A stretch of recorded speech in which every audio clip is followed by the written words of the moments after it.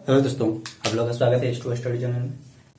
देखिए, हम लोग फिजिक्स पढ़ रहे थे। फिजिक्स में हम लोग का लेक्चर वो 5 तक हम लोग का कंप्लीट हो चुका है, जिसमें हम लोग चैप्टर 1 पूरा कंप्लीट कर दिए हैं। चैप्टर 1 का 5 लेक्चर बना। 5 लेक्चर आप लोगों को प्ले लिस्ट में मिल जाएगा। प्ले लिस्ट में जाइए वहां से और आराम से एक एक करके सब देख लीजिएगा। ये हम लोग का सेकंड चैप्टर है। सेकंड चैप्टर का नाम है हम लोग का फोर्स एंड मोशन, जो एक मैकेनिक्स का पार्ट है। किस चीज का पार्ट है? मैकेनिक्स का। यानी फिजिक्स में एक टॉपिक होता है मैकेनिक्स, उसी का ये पार्ट है फोर्स एंड मोशन, जिसको हिंदी में अगर बोला जाए तो लिख सकते हैं बल और गति, जो आप लोग क्लास 9th में पढ़े होंगे। ठीक है, बल और गति जो क्लास 9th में आप लोग पढ़े होंगे, इसके बारे में थोड़ा सा जिक्र करते हैं।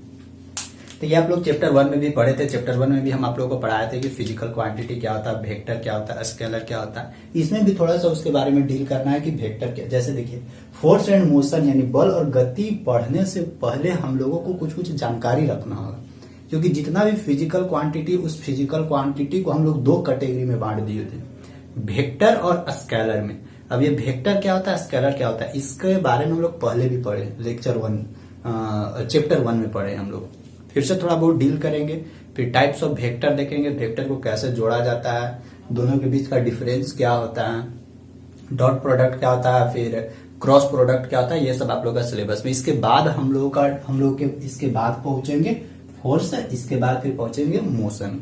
क्योंकि फोर्स और मोशन में फिजिकल क्वांटिटी आएगा, जैसे वेलोसिटी आएगा, एक्सेलरेशन आएगा, मोमेंट आएगा, मोमेंटम आएगा, ये सब आएगा। तो वो सबको सबसे पहले हम लोग कैटेगराइज करेंगे, तब ना कि कौन वेक्टर है और कौन स्केलर है। तो पहले हम लोग वेक्टर स्केलर अच्छे से समझते हैं। इस लेक्चर में हम लोग पूरा वेक्टर और स्केलर से रिलेटेड पूरा फुल डिटेल रहेगा एकदम, जिसमें कैसे वेक्टर को जोड़ा जाता है, एडिशन ऑफ वेक्टर क्या होता है, वेक्टर का रिजोल्यूशन कैसे होता है, वेक्टर को रिप्रेजेंट कैसे करते हैं हम लोग, types of vector types of vector क्या क्या होता है, कौन कौन सा होता है, सारे हम लोग डिटेल से लिखेंगे। तो देखिए, सबसे पहला हम लोग फिजिकल क्वांटिटी तो आप लोग को बताते हैं, which can be measured directly और indirectly is known as physical quantity. वैसा मतलब फिजिकल क्वांटिटी किसको बोलते हैं, मतलब वैसा राशि जिसको हम लोग डायरेक्ट या इनडायरेक्ट वे में हम लोग किसी को मेजरमेंट कर सकते हैं, उसको हम लोग बोलते थे फिजिकल क्वांटिटी। और जिसको नहीं मेजरमेंट कर सकते हैं, उसको नॉन फिजिकल क्वांटिटी बोलते हैं हम लोग। तो फिजिकल क्वांटिटी समझ में आ गया होगा। और जितना भी फिजिकल क्वांटिटी है, force, motion, acceleration, momentum, time, distance, ये सब क्या है, सब डेंसिटी, ये सब फिजिकल क्वांटिटी है। उसी को हम लोग कैटेगरी में बांटे थे कि एक वेक्टर पे रखेंगे, वेक्टर के अंडर रखेंगे, और एक स्केलर के अंदर रखेंगे। स्केलर के अंदर किसको रखे थे हम लोग, कि केवल जिसके पास मैग्नीट्यूड था। वेक्टर को हम लोग किसके अंदर रखे थे, जिसके पास मैग्नीट्यूड और प्लस डायरेक्शन दोनों था, यानी परिणाम और दिशा दोनों था, उसको वेक्टर में रखे थे।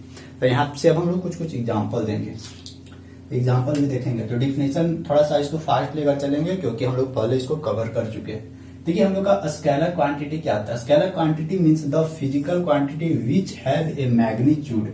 देखिए, विच हैव ए मैग्नीट्यूड, जिसके पास मैग्नीट्यूड यानी जिसके पास परिमाण हो, यानी केवल और केवल मैग्नीट्यूड के बारे में बात कर रहा हो, इसके अंदर कोई डायरेक्शन नहीं हो, बट नो डायरेक्शन, इसके पास कोई डायरेक्शन नहीं हो, उसको हम लोग बोलते हैं स्केलर क्वांटिटी। जैसे mass, length, distance, time, density, work, temperature, ये सब क्या है, ये सब एक स्केलर क्वांटिटी है।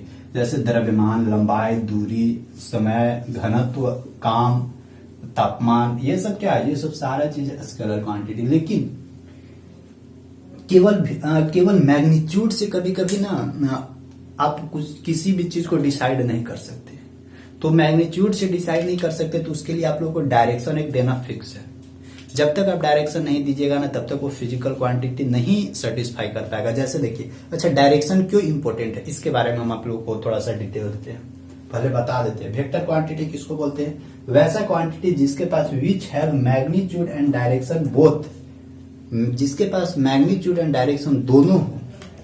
ठीक, द फिजिकल क्वांटिटी देखिए यहाँ पे हम लोगों को क्या है कि the physical quantity which have both, which have magnitude and direction, जिसके पास मैग्नीट्यूड एंड डायरेक्शन बोथ, जिसके पास मैग्नीट्यूड एंड डायरेक्शन दोनों हो, and obey the parallelogram law of addition of vector. और क्या है कि और जो parallelogram law of addition vector का नियम को फॉलो करे, उसको हम लोग बोलते हैं वेक्टर क्वांटिटी। अब ये क्या होता है पैरालेलोग्राम लॉ ऑफ एडिशन, ये हम लोग देखेंगे आगे। लेकिन ध्यान रखिएगा, जिसके पास मैग्नीट्यूड और जिसके पास डायरेक्शन दोनों हो साथ साथ, ये parallelogram law of addition vector का रूल को फॉलो करे, उसको हम लोग बोलते हैं वेक्टर क्वांटिटी। जैसे एग्जांपल में क्या है, डिस्प्लेसमेंट। डिस्प्लेसमेंट मतलब कि विस्थापन, इसके लिए मैग्नीट्यूड और डायरेक्शन दोनों की जरूरी पड़ती है। वेलोसिटी का भी जरूरी पड़ेगा, एक्सेलरेशन में भी मैग्नीट्यूड और डायरेक्शन दोनों का जरूरी पड़ता है, फोर्स में भी, मोमेंटम में भी। तो ये हम लोग का क्या था, और डिफिनीशन के साथ साथ एग्जांपल था। अब यहाँ से हम लोग समझते हैं ना कि हम लोग को डायरेक्शन क्यों जरूरी पड़ता है। क्या केवल मैग्नीट्यूड से काम नहीं चलेगा?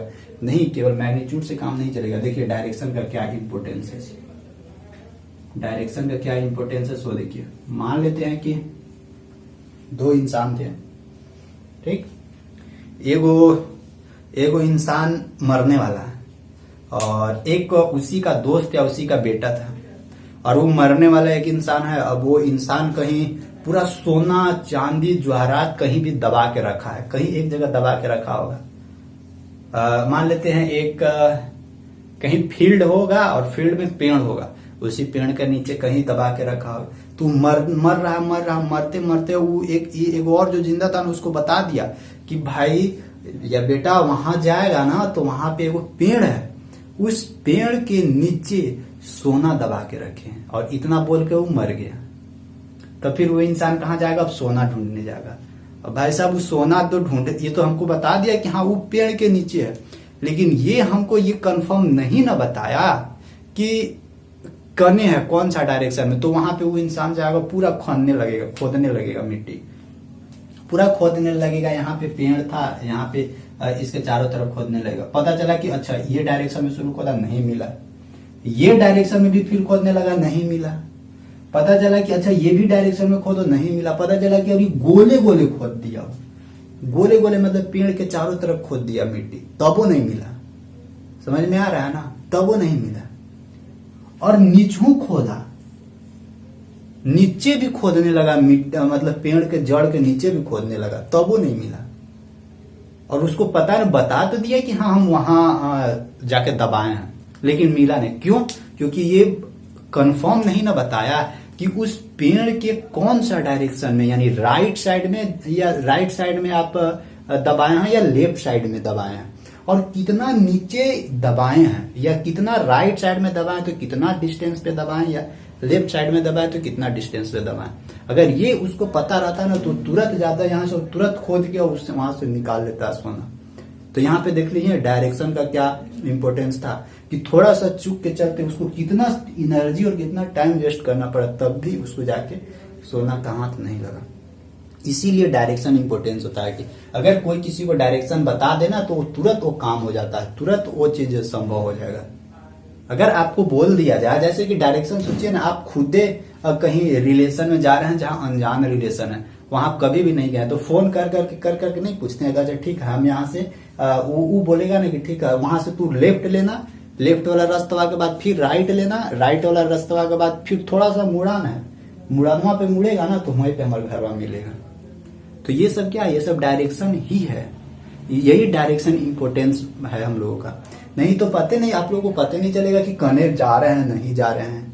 तो अगर डायरेक्शन पता चलता है ना तो कोई भी क्वांटिटी तक पहुंचने के लिए, कहीं भी जगह, कोई भी जगह पहुंचना हम लोगों के लिए बहुत आसान हो जाती है। इसीलिए डायरेक्शन हम लोगों के लिए इंपॉर्टेंस है। तो आई होप स्केलर और वेक्टर क्वांटिटी समझ में आ गया होगा। डायरेक्शन क्यों इंपॉर्टेंस है समझ में भी आ गया होगा।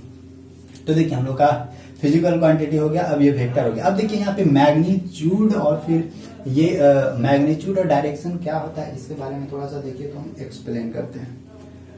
देखिए मैग्नीट्यूड मतलब आप नहीं समझ रहे हैं। मैग्नीट्यूड मतलब कि वही 5 newton, 6 newton, 7 newton, 10 newton, 10 metre per second, 10 kilometre per second. तो वहां पे जो न्यूमेरिकल वैल्यू लिखा था ना, यही कहलाता है मैग्नीट्यूड, ठीक। और इसके बाद लिखा था ना 10 न्यूटन ईस्ट, तो यहाँ पे क्या बोल रहा है कि 10 न्यूटन ईस्ट की ओर फोर्स लग रहा है। तो ये जो ईस्ट यानी पूर्व है ना, ये हम लोगों को क्या बताता है? ये हम लोगों को बताता है डायरेक्शन।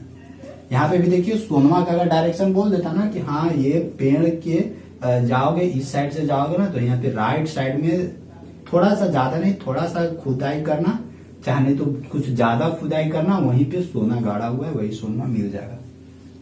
तो इतना झुटमुट के नहीं, इतना सगरो नीचू खन रहा, तो तो आई होप डायरेक्शन का इंपॉर्टेंस समझ में आ गया।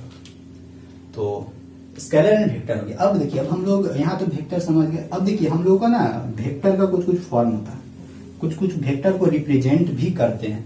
अब इसके बाद देखिए हम लोग स्केलर क्वांटिटी और वेक्टर क्वांटिटी में भी कुछ कुछ डिफरेंसेस होती है कि स्केलर क्वांटिटी और वेक्टर क्वांटिटी में क्या क्या डिफरेंसेस हो सकती है। देखिए पहला, स्केलर क्वांटिटी में क्या डिफरेंस हो सकता है कि इसमें केवल और केवल मैग्नीट्यूड होता है। इसमें क्या होता है, मैग्नीट्यूड और डायरेक्शन दोनों होता है, पहला चीज। दूसरा कि ये जो स्केलर क्वांटिटी है ना, ये कोई भी अलजेब्रिक सम पे ये काम चल जाएगा। मतलब स्केलर क्वांटिटी का कुछ भी प्रोडक्ट निकालना है ना, जैसे लेंथ दो लेंथ को जोड़ना है, तो आराम से क्या कर सकते हैं ना कि इसको अलजेब्रिक सम जैसे होता है ना, a+b+c, वैसे करके आराम से इसको कैलकुलेशन कर सकते हैं। लेकिन वेक्टर क्वांटिटी के लिए डायरेक्ट समेशन नहीं हो पाएगा। इसके लिए हमको क्या चाहिए, अगर जोड़ना है, घटाना, मल्टीप्लाई करना, डिवाइड करना है ना, तो इसके लिए वेक्टर अलजेब्रा का हम लोग को यूज करना होगा। वेक्टर अलजेब्रा कुछ अलग होता है, उसके अनुसार ही इसको हम लोग रिप्रेजेंट कर सकते हैं। इसमें देखिए वेक्टर क्वांटिटी में क्या है, डायरेक्शन है, तो इसमें एक्स वाई जेड 3 को डायरेक्शन देखने को मिलेगा, जबकि स्केलर क्वांटिटी में ऐसा कुछ नहीं होता है, उसमें कहीं भी जा सकते हैं। तो यही सब कुछ कुछ दोनों के बीच में डिफरेंसेस हैं। अब हम लोग आगे देखिए, कोई भी वेक्टर आखिर हम लोग लिखे थे वेक्टर, क्योंकि स्केलर तक तो केवल मैग्नीट्यूड ही था, तो अब हम लोग वेक्टर की ओर भागेंगे, क्योंकि मैक्सिमम फिजिकल क्वांटिटी वेक्टर यानी जिसमें डायरेक्शन होती है उसके बारे में समझते हैं। तो देखिए हम लोगों को पता कैसे चलेगा कि कौन सा फिजिकल क्वांटिटी वेक्टर है, ये भी तो हो सकता है ना। 5 न्यूटन कैसे पता चलेगा कि ये वेक्टर है हम लोग का, तो उसके लिए एक रिप्रेजेंट किया जाता है। मतलब वेक्टर को किस फॉर्मेट में रिप्रेजेंट करना, मतलब वेक्टर को हमको दर्शाना है, तो कैसे दर्शा सकते हैं वेक्टर को कि हाँ ये वेक्टर है और ये स्केलर है, उसके लिए ध्यान रखिएगा। तो उसके लिए ना एक एरो का सिंबल यूज किया जाता है, ऐसे इस तरह का एक एरो का सिंबल यूज किया जाता है। यानी जिस फिजिकल क्वांटिटी के ऊपर ध्यान रखिएगा, ये फोर्स है, इस फोर्स के ऊपर ऐसे एरो लगा रहा है, यानी जिस फिजिकल क्वांटिटी के ऊपर ये वाला एरो दिखेगा ना, तो आप लोगों को समझ जाना है कि वो फिजिकल क्वांटिटी एक वेक्टर क्वांटिटी है, यानी उसके पास मैग्नीट्यूड और डायरेक्शन दोनों है। और जिसके ऊपर ये वाला नहीं रहे, देखिए स्टैंडर्ड फॉर्मेट की बात कर रहे हैं, ये नहीं कि अब देखिएगा कि कोई में नहीं लिखल रहेगा तो फिर उसके बारे में हम नहीं समझ, लेकिन कोई भी स्टैंडर्ड बुक उठा के देखिएगा तो वहां पे फोर्स के ऊपर ये वाला आपको एरो जरूर देखने को मिलेगा। जैसे एक्सेलरेशन है, एक्सेलरेशन के ऊपर ये वाला एरो जरूर देखने को मिलेगा। ये सब क्या है, ये सब एक वेक्टर है। यानी इस वेक्टर यानी ये फिजिकल क्वांटिटी को वेक्टर कौन बनाया, ये ऊपर वाला जो एरो है ना वो वेक्टर बनाया। तो इस एरो के बारे में समझते हैं। देखिए एरो का स्टार्ट किए थे हम लोग यहाँ से, यानी ये स्टार्टिंग पॉइंट है और यहाँ पे हम लोग क्या कर दिए, एंड पॉइंट है। ये स्टार्टिंग पॉइंट है, ठीक, स्टार्टिंग, और ये वाला हम लोग का क्या था, एंड पॉइंट। ध्यान रखिएगा ये जो स्टार्टिंग पॉइंट होता है ना, जैसे यहाँ पे ये जो स्टार्टिंग पॉइंट होता है इसको हम लोग बोलते हैं टेल। टेल मतलब कि पूंछ, पीछे वाला। और ये जो एंड पॉइंट है ना, एंड पॉइंट को हम लोग क्या बोलते हैं, हेड। हेड सामने एकदम हेड है, ठीक। तो या नहीं तो इसको हम लोग क्या बोल सकते हैं, टिप भी बोल सकते हैं, टिप, क्योंकि वो थोड़ा सा नोकी जैसा वहां पे, टिप भी बोल सकते हैं। या इसको हम लोग बोलते हैं टर्मिनल पॉइंट। टर्मिनल पॉइंट क्यों बोलते हैं, क्योंकि अगर जब हम लोग इसको फिक्स कर देते हैं ना, तो जब चाहे ना तो इसको हम लोग या तो ऐसे रोटेट कर सकते हैं या इसको ऐसे रोटेट कर सकते हैं, इसीलिए इसको हम लोग टर्मिनल पॉइंट बोलते हैं। तो यानी इस पॉइंट को 3 नाम है, हेड बोल सकते हैं, टिप बोल सकते हैं या टर्मिनल पॉइंट बोल सकते हैं, ठीक। ये टेल है। ये ध्यान रखिएगा, ये जो आप लोगों को दिख रहा है ना,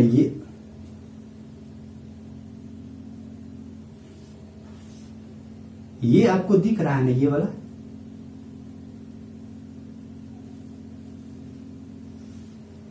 यहां से लेके यहां तक,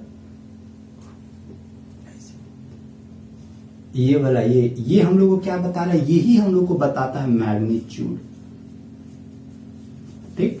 यही हम लोग को क्या बताता है, मैग्नीट्यूड। और वो जो सामने वो हेडवा दिख रहा है ना, ये वाला हेडवा, ये हम लोग को क्या बताता है, ये हम लोग को बताता है डायरेक्शन, ठीक ना। इसी से हम लोग को पता चलता है कि हाँ ये हम लोगों का एक वेक्टर है। जैसे देखिए इसको हम लोग को अगर डिफिनेशन के फॉर्मेट में लिखना हो तो लिख सकते हैं कि a vector can be represented completely by an arrow. एक तीर के थ्रू, यानी एक तीर की तरह कंप्लीटली हम लोग कोई भी एक वेक्टर को क्या करते हैं, रिप्रेजेंट करते हैं या दिखाते हैं, यानी कंप्लीटली एक तीर की तरह। तो वही हम लोग को यहाँ पे बोलता है कि a vector can be represented completely by an arrow.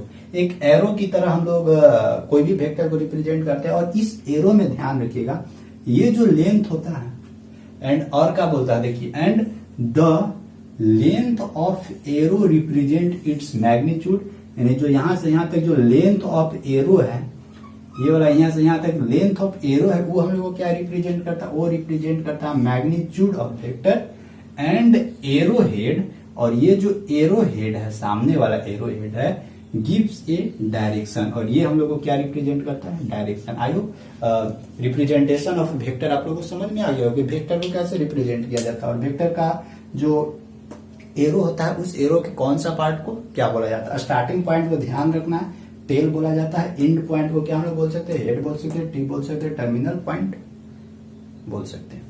ये हम लोग का लेंथ ऑफ एरो क्या बताता है, magnitude, and the head of arrow हम लोग को क्या बताता है, डायरेक्शन। ठीक है, ये तो हम लोग को पता चल गया कि ये हम लोग का एगो कोई एक वेक्टर है, मान लेते हैं इसका ए नाम दे दिए, ए वेक्टर। तो देखिए इसके पास क्या है, इसके पास मैग्नीट्यूड और डायरेक्शन दोनों है। अगर इस ए वेक्टर का केवल और केवल हमको मैग्नीट्यूड निकालना है ना, ध्यान रखिएगा, मैथमेटिकली कैलकुलेशन करके बता रहे हैं। अगर इस ए वेक्टर का केवल और केवल हम लोग को मैग्नीट्यूड चाहिए ना, तो हम लोग को क्या करना है ना, इस ए वेक्टर को लिख के, देखिए ए वेक्टर अभी तक हम लोग को क्या बता रहा है, ये ए वेक्टर हम लोग को ये बता रहा है कि इसके पास मैग्नीट्यूड और डायरेक्शन दोनों है। अगर इसको केवल और केवल हमको मैग्नीट्यूड के बारे में पता करना है ना, तो आराम से क्या कीजिए, इसको ऐसे मोड लगा दीजिए। तो ये अगर जैसे ही मोड लग जाएगा ना, तो हम लोगों को पता चल जाएगा कि ये किस तरह का वेक्टर है। ये वेक्टर ठीक है, इसके पास डायरेक्शन है, लेकिन जैसे ही ये मोड लग जाता है ना, तो ये केवल और केवल मैग्नीट्यूड को रिप्रेजेंट करता है। ध्यान रखिएगा, इसको हम लोग क्या बोलते हैं, मोड। ठीक, mode of a vector, mod of a vector. Mod of a vector मतलब कि मैग्नीट्यूड ऑफ ए वेक्टर, यानी ए वेक्टर है उसका केवल और केवल हमको मैग्नीट्यूड चाहिए, उसका डायरेक्शन से कोई मतलब नहीं है। चलिए यहां तक हो गया आप लोगों को। अब देखिए ये तो मोड हो गया। अब यहां से आप लोग को, अच्छा ये मैग्नीट्यूड निकलेगा कैसे, मैग्नीट्यूड भी तो निकालने का तरीका कुछ ना कुछ होगा। तो देखिए ये सब जो वेक्टर होता है ना, अगर 3D वेक्टर पढ़ेंगे हम लोग, 3D वेक्टर में ना देखिए वेक्टर का 3 डायरेक्शन होता है। एक एक्स डायरेक्शन, एक देखिए ऐसे, अगर एक्स डायरेक्शन ये लेते हैं, वाई डायरेक्शन ये लेते हैं, तो जेड डायरेक्शन ये होगा। सब एक दूसरे का सब एक दूसरे का परपेंडिकुलर 90-90 डिग्री का होता है। इस सिचुएशन में अगर देखा जाना तो वेक्टर को हम लोग 3 फॉर्मेट में रिप्रेजेंट करते हैं, आई जे के। अब ये आई जे के क्या होता है वो अब थोड़ा सा अभी बताएंगे, पहले इतना समझिए, ए वेक्टर को रिप्रेजेंट करते हैं। और ये तो a vector mod of a vector, यानी ये केवल और केवल हम लोगों को मैग्नीट्यूड के बारे में रिप्रेजेंट करेगा, ये केवल और केवल मैग्नीट्यूड देगा। ठीक, रिप्रेजेंटेशन ऑफ ए वेक्टर समझ लीजिए। अब हम लोग पहले देखते हैं टाइप्स ऑफ ए वेक्टर, देख लेते हैं कि टाइप्स ऑफ ए वेक्टर में किस किस टाइप का वेक्टर आ सकता है। आई होप इसके बारे में यहाँ तक थोड़ा समझ में आया होगा। अब देखिए, अब टाइप्स ऑफ ए वेक्टर, अब इसी वेक्टर को कुछ कुछ टाइप में चेंज कर दिया। टाइप क्या क्या हो सकता है, जैसे एक यूनिट वेक्टर हो सकता है। यूनिट वेक्टर किसको बोलेंगे कि एक वैसा वेक्टर जिसके पास डायरेक्शन हो, लेकिन उसका मैग्नीट्यूड है ना केवल और केवल यूनिट हो, यूनिट मतलब कि 1 हो, वैसे वेक्टर को हम लोग क्या बोलते हैं, यूनिट वेक्टर। देखिए यूनिट वेक्टर मतलब कि उसके पास है मैग्नीट्यूड है, मैग्नीट्यूड 1 है, और उसके साथ साथ उसके पास डायरेक्शन भी है, यानी डायरेक्शन के साथ यूनिट मैग्नीट्यूड होना चाहिए, वैसे वेक्टर को यूनिट वेक्टर बोलेंगे। दूसरा कौन सा वेक्टर हो सकता है, नल वेक्टर या जीरो वेक्टर। नल वेक्टर या जीरो वेक्टर किसको बोलेंगे, देखिएगा इसको, नल वेक्टर या जीरो वेक्टर किसको बोलेंगे ना, कि जिसके पास मैग्नीट्यूड है ये नहीं है, जिसके पास मैग्नीट्यूड है ये नहीं, यानी मैग्नीट्यूड 0 है, लेकिन उसके पास डायरेक्शन है। जैसे कि अगर हम यहाँ खड़ा हैं, हम ऐसे खड़ा हैं तो खड़े रहेंगे, लेकिन अंदर से हमको जाने का चेष्टा करने का, मतलब अंदर से जाने के लिए हमको बोला नहीं थोड़ा राइट डायरेक्शन में जाना है, तो हम राइट डायरेक्शन में जाने के लिए तो हम तनतनाए रहेंगे, नहीं, जब भी हमको ऑर्डर मिलेगा हम राइट में भागेंगे। यानी अभी तक भाग नहीं रहे हैं, लेकिन भागने की कोशिश करेंगे। यानी मैग्नीट्यूड क्या है, अभी मैग्नीट्यूड 0 है, लेकिन हाँ मेरे पास डायरेक्शन है, फिक्स डायरेक्शन है कि हमको इसी डायरेक्शन में भागना है, तो वैसे वेक्टर को हम लोग क्या बोलते हैं, जीरो वेक्टर बोलते हैं। फिर होता है इक्वल वेक्टर होता है। इक्वल वेक्टर किसको हम लोग बोलते हैं? इक्वल वेक्टर उसी को बोलते हैं कि जिसका इक्वल वेक्टर मतलब कि दो वेक्टर में अब यहाँ पे कंपेयर करना पड़ेगा कि दो वेक्टर है, दोनों का डायरेक्शन एक ही साइड हो और मैग्नीट्यूड भी क्या हो, मैग्नीट्यूड सेम हो। अब यहां से बोलिएगा क्या ऐसा हो सकता है कि मतलब कि मैग्नीट्यूड सेम हो और डायरेक्शन दोनों अपोजिट हो, मैग्नीट्यूड सेम हो और डायरेक्शन दोनों अपोजिट हो, तो उसको भी हम लोग बोल सकते हैं इक्वल वेक्टर। ठीक, और तो सबका आप लोग को हम लिखते हैं यहाँ पे, सबका डेफिनेशन हम लोग एक एक करके समझते हैं।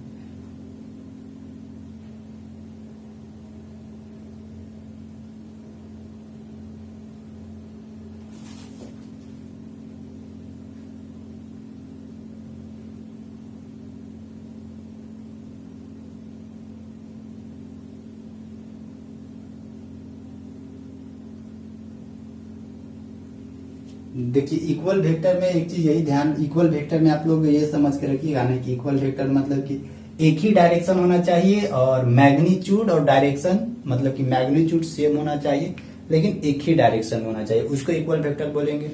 और अगर मैग्नीट्यूड सेम हो और डायरेक्शन अपोजिट हो जाए, मैग्नीट्यूड सेम और अपोजिट डायरेक्शन हो जाए तो उसको इक्वल वेक्टर बोल सकते हैं, लेकिन उसका एक अलग नाम दे दिया जाता है निगेटिव वेक्टर।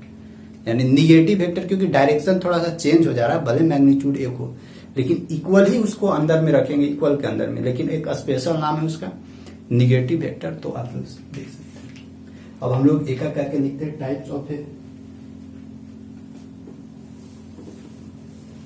वेक्टर के बारे में हम लोग समझते तो हैं, समझेंगे भी, साथ साथ लिखेंगे भी, और फिर कैसे कैसे वेक्टर को रिप्रेजेंट किया जाता है वो भी समझेंगे। यूनिट वेक्टर को कैसे रिप्रेजेंट किया जाता है वो भी समझेंगे।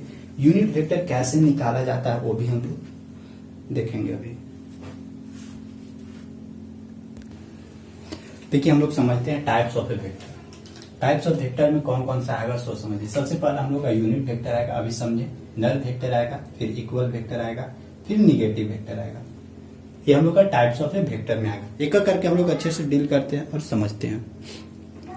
सबसे पहला पॉइंट हम लोग का यूनिट वेक्टर। यूनिट वेक्टर अभी बताया था आप लोगों को कि वैसा वेक्टर जिसके पास मैग्नीट्यूड 1 हो और उसके साथ साथ उसके पास डायरेक्शन हो, वैसे वेक्टर को हम लोग बोलते हैं यूनिट वेक्टर। यानी उसका डिफिनेशन लिखना हो तो लिख सकते हैं a vector whose magnitude is unit. तो एक वैसा वेक्टर जिसका मैग्नीट्यूड क्या हो, यूनिट हो, इज कॉल्ड यूनिट वेक्टर। वैसे वेक्टर को हम लोग क्या बोलते हैं, यूनिट वेक्टर बोलते हैं। जैसे देखिए कोई एक वेक्टर है, ये एक कोई वेक्टर है, ये कोई वेक्टर है, मान लेते हैं कि ये एक 5a है, 5a है, यानी इसका मैग्नीट्यूड 5 है और कुछ कुछ इसका डायरेक्शन है। अब इसको हमको ना यूनिट वेक्टर में चेंज करना है। यूनिट वेक्टर यानी 1, इसका मैग्नीट्यूड क्या करना होगा, 1 करना होगा। यानी ये जो हम लोग का 5a वेक्टर है ये कब यूनिट होगा, जब नीचे हम लोग जितना इसका मैग्नीट्यूड है उतना ही मैग्नीट्यूड से हम लोग डिवाइड करें। यानी ये कोई वेक्टर था, 5a वेक्टर था, इसको हम लोग कब यूनिट वेक्टर में चेंज कर पाएंगे, जब जो मैग्नीट्यूड इसका वही मैग्नीट्यूड से डिवाइड करेंगे तो हम लोग को 5 आ गया, मैग्नीट्यूड कैंसिल आउट हुआ तो मिलेगा क्या, हम लोग को ए वेक्टर मिलेगा। यानी इसके पास एक कोई वेक्टर है जिसका मैग्नीट्यूड क्या है, इसके पीछे 1 लगा है। वैसे वेक्टर को हम लोग क्या बोलते हैं, वैसे वेक्टर को हम लोग बोलते हैं यूनिट वेक्टर। लेकिन यूनिट वेक्टर ऐसे नहीं ये होता है, रिप्रेजेंट होता है। ठीक है, इसका मैग्नीट्यूड 1 है, लेकिन इसको रिप्रेजेंट करने के लिए हम लोग कब किस चीज का सहारा लेना होगा, एक कैप। देखिए ये इसको हम लोग बोलते हैं एक कैप। जहां पे भी इस तरह का सिंबल मिले ना तो हम लोग उसको यूनिट वेक्टर बोलेंगे। ध्यान रखिएगा, इसको हम लोग क्या बोलते हैं, एक कैप। यानी एक के ऊपर इसे टोपी जहां पे भी दिख जाए तो समझ जाना है कि वो समझ जाना है हम लोगों को कि वो एक यूनिट वेक्टर है जिसका मैग्नीट्यूड 1 है लेकिन डायरेक्शन है। यानी एक कैप निकालने के लिए हम लोग किसका सहारा लिए, यानी अगर मान लेते ए यूनिट वेक्टर अगर हम लोगों को निकालना है तो ए यूनिट वेक्टर हम लोग कैसे निकालेंगे, जो यहाँ पे वेक्टर दिया हुआ रहेगा, मान लेते ए कोई एक वेक्टर है, ए कोई एक वेक्टर है, उस वेक्टर में हम लोग क्या करेंगे, उसी के मैग्नीट्यूड से डिवाइड कर देंगे। तो मैग्नीट्यूड कैसे होता है, ए वेक्टर का हमको मोड लगा देना होगा। और ये यानी देखिए वही हम अभी बताते हैं यहाँ पे कि 5a एक वेक्टर है, उस वेक्टर को यूनिट वेक्टर में चेंज करना है, तो यूनिट वेक्टर में जितना इसका मैग्नीट्यूड है उसी मैग्नीट्यूड से डिवाइड कर दिए। 10 रहेगा तो 10 से डिवाइड करेंगे तब तो फाइनली 1 मिलेगा, तो फिर फाइनली ए वेक्टर मिलेगा, और ये ए वेक्टर यूनिट वेक्टर है। उसका लिखने का तरीका हम लोग का क्या है, ए यूनिट वेक्टर यानी ए कैप। अगर इसको एक जनरल फॉर्म में लिखना चाहें तो जनरल फॉर्म इस तरह से लिख सकते हैं हम लोग कि ए कोई एक वेक्टर है, इस वेक्टर को अगर यूनिट वेक्टर में चेंज करना है तो क्या करेंगे, कोई जो ए वेक्टर है इस वेक्टर का चाहे जितना भी मैग्नीट्यूड हो उसी के मैग्नीट्यूड से हम लोग क्या कर दिए, डिवाइड कर दिए। तो डिवाइड करेंगे तो फाइनली कट कूट के 1 बचेगा यूनिट वेक्टर, और साथ साथ डायरेक्शन है ये है, यानी मैग्नीट्यूड का इशू 1 कर देना, डायरेक्शन तो उसके पास सही है। तो ऐसे हम लोग निकालते हैं यूनिट वेक्टर। यूनिट वेक्टर आयोग निकालने भी आ गया होगा, भी निकालने के लिए भी सिखाएंगे कैसे निकलता है। सो अब देखिए नल वेक्टर में आते हैं। नल वेक्टर किसको बोलते हैं हम लोग, नल वेक्टर उसको बोलते हैं, नल मतलब चापाकल वाला नल, चापाकल वाला नल, वही नल है। नल वेक्टर यानी जीरो वेक्टर, यानी जो एक नल होता है जिसमें पानी नहीं निकले, और जो हेरा फेरी नहीं देखे हैं कि एक ऐसा नल लगाएंगे कि जिसमें पानी नहीं निकले, वही वाला है नल वेक्टर। यानी नल तो लगा दिए हैं लेकिन पानी नहीं निकल रहा है। उसी तरह से नल वेक्टर में क्या है कि वेक्टर तो है लेकिन उसके पास कुछ मैग्नीट्यूड नहीं है, जीरो मैग्नीट्यूड है। वैसे वेक्टर को हम क्या बोलते हैं, नल वेक्टर या जीरो वेक्टर। डेफिनेशन देखते हैं। If magnitude of a vector is zero,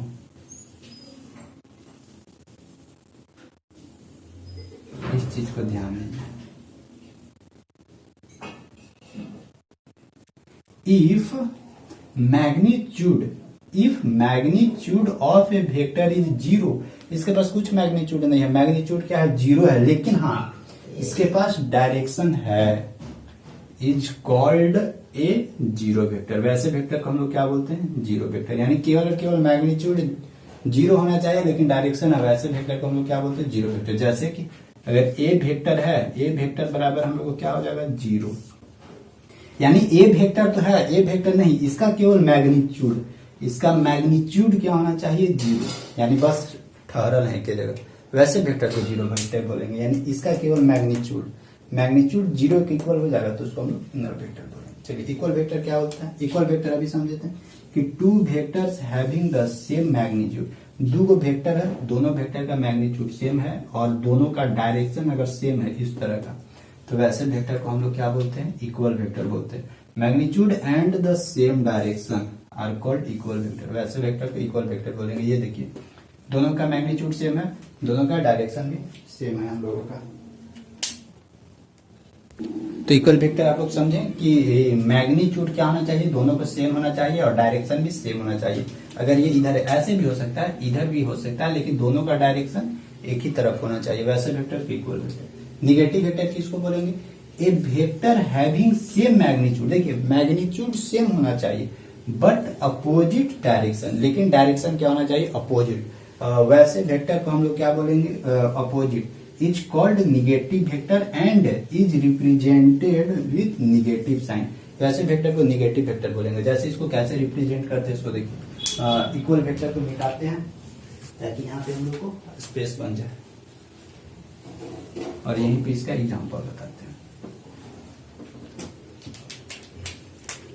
एगो कोई ये वेक्टर है, एगो इधर वेक्टर जा रहा है, एगो इधर वेक्टर है, ठीक है, दोनों का मैग्नीट्यूड इक्वल लेकिन डायरेक्शन अलग अलग है। ये वेक्टर ए है तो यही वेक्टर वा है, मैग्नीट्यूड यही है, लेकिन ये वेक्टर वा ऐसे, मतलब ये ठीक है वेक्टर है, यही दोनों वेक्टर है लेकिन इसका साइन निगेटिव होगा। निगेटिव मतलब कि ये अपोजिट डायरेक्शन में जा रहा है, ठीक है। तो आई होप आप लोग को निगेटिव वेक्टर समझ में आ गया होगा कि निगेटिव वेक्टर किसको हम लोग बोलते हैं। तो इतना ही आप लोग का इम्पोर्टेंस था, 1 2 3 4 को बता दिए। अब आता है कोलिनियर वेक्टर होता है, कोलिनियर वेक्टर होता है, एक होता है कोप्लेनर वेक्टर। तो देखिए कोलिनियर वेक्टर और कोप्लेनर वेक्टर क्या था उसके बारे में भी आप लोग समझ ही लीजिए। कोलिनियर और कोप्लेनर, कोलिनियर मतलब समझ रहे हैं ना कि देखिए सब एक ही, मतलब कोलिनियर वेक्टर किसको बोलेंगे, कोलिनियर, कोप्लेनर, हाँ कोलिनियर। देखिए कोलिनियर वेक्टर किसको बोलेंगे कि बहुत सारा वेक्टर रहेगा, सब वेक्टर क्या होना चाहिए, एक दूसरे के पैरेलल होना चाहिए और मैग्नीट्यूड कुछ भी हो और डायरेक्शन कुछ भी हो, उससे कोई मतलब नहीं। बस खाली सब वेक्टर क्या होना चाहिए, एक दूसरे के पैरेलल। ऐसे डायरेक्शन कहीं भी हो सकता है। ऐसे इस तरह के वेक्टर को हम लोग क्या बोलते हैं, कोलिनियर वेक्टर। ठीक, इस तरह के वेक्टर को हम लोग क्या बोलते हैं, कोलिनियर वेक्टर। अब देखिए कोलिनियर वेक्टर को भी दो पार्ट में बांटा गया है, एक होता है लाइक वेक्टर, एक होता है अनलाइक वेक्टर। बता ही देते हैं अगर बता रहे हैं तो। कोलिनियर वेक्टर को भी दो पार्ट में बांटा गया है, लाइक वेक्टर और इसको अनलाइक वेक्टर। अब देखिए लाइक वेक्टर और अनलाइक वेक्टर क्या होते हैं। देखिए कोलिनियर वेक्टर किसको बोलते हैं कि मैग्नीट्यूड कुछ भी हो, बस खाली क्या होना चाहिए, सब एक दूसरे का पैरेलल होना चाहिए और अपोजिट डायरेक्शन में भी हो तो चलेगा, वैसे वेक्टर को कोलिनियर वेक्टर बोलते हैं। लेकिन लाइक वेक्टर किसको बोलते हैं, लाइक वेक्टर उसी वेक्टर को बोलते हैं ना कि कोई भी दो वेक्टर उठा रहे हैं और दो वेक्टर का मैग्नीट्यूड कुछ भी हो, उससे मतलब नहीं है, बस केवल और केवल पैरेलल होना चाहिए और एक ही डायरेक्शन में होना चाहिए। ठीक, पैरेलल होना चाहिए और एक ही डायरेक्शन में होना चाहिए, वैसे वेक्टर को लाइक वेक्टर बोलेंगे। अनलाइक वेक्टर क्या बोलेंगे कि देखिए इसमें मैग्नीट्यूड इक्वल हो या नहीं हो, उससे कोई मतलब नहीं है, बस अनलाइक वेक्टर दोनों पैरेलल होना चाहिए और अपोजिट डायरेक्शन में होना चाहिए। ये होता है अनलाइक वेक्टर, यानी यही कोलिनियर से ही दोनों निकलते हैं। फिर से देखिए कोलिनियर वेक्टर किसको बोलेंगे कि वैसा वेक्टर जिसका मैग्नीट्यूड कुछ भी हो, डायरेक्शन कुछ भी हो, उससे मतलब नहीं है, लेकिन जितना भी वेक्टर है सब वेक्टर एक दूसरे का पैरेलल हो, वैसे वेक्टर को कोलिनियर वेक्टर बोलेंगे। कोलिनियर वेक्टर का दो part, like vector, unlike vector. Like vector किसको बोलेंगे, वैसा दो वेक्टर जिसका मैग्नीट्यूड कुछ भी हो, कम बेसी हो, उससे कोई फर्क नहीं पड़ रहा है, लेकिन जो दोनों वेक्टर वो दोनों वेक्टर पैरेलल में होना चाहिए और एक ही डायरेक्शन में होना चाहिए, ये इसके लिए कंडीशन है, वैसे वेक्टर को लाइक वेक्टर। अनलाइक वेक्टर किसको बोलेंगे कि वैसा दो वेक्टर जिसका मैग्नीट्यूड कुछ भी हो, उससे मतलब नहीं है, लेकिन डायरेक्शन क्या होना चाहिए, अपोजिट होना चाहिए, डायरेक्शन अपोजिट होना चाहिए, वैसे वेक्टर को हम लोग क्या बोलेंगे, अनलाइक वेक्टर बोलेंगे। अब यहाँ से आप लोग सवाल कीजिएगा ना कि क्या लाइक वेक्टर इक्वल वेक्टर हो सकता है, तो नहीं हो सकता। क्यों, क्योंकि इक्वल वेक्टर में इक्वल मैग्नीट्यूड चाहिए था और यहाँ पे इक्वल मैग्नीट्यूड नहीं है। क्या अनलाइक वेक्टर निगेटिव वेक्टर हो सकता है, नहीं। निगेटिव वेक्टर में भले अपोजिट डायरेक्शन था लेकिन मैग्नीट्यूड इक्वल था, यानी वहां पे भी पैरेलल था लेकिन मैग्नीट्यूड इक्वल था। यहाँ पे भी पैरेलल है, यहाँ पे भी अपोजिट है, लेकिन यहाँ पे मैग्नीट्यूड इक्वल नहीं है। इसलिए यहाँ पे बहुत लोग सवाल कर देते हैं कि सर लाइक वेक्टर को इक्वल वेक्टर बोल सकते हैं, अनलाइक वेक्टर को क्या हम लोग निगेटिव वेक्टर बोल सकते हैं, नहीं, बिल्कुल नहीं। चाहे कोलिनियर वेक्टर समझ में आ गया। एक होता है कोप्लेनर वेक्टर।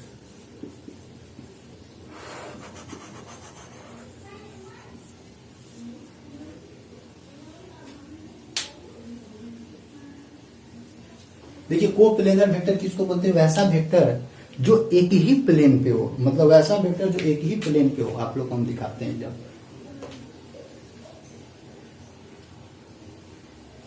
जैसे ये क्या है, ये मान लेते हैं मेरे पास एक प्लेन है ये, और जो भी वेक्टर होगा ये इसी प्लेन पे सारा वेक्टर इसी पे हम लोग रिप्रेजेंट करेंगे, वैसे वेक्टर को क्या बोलते हैं, कोप्लेन।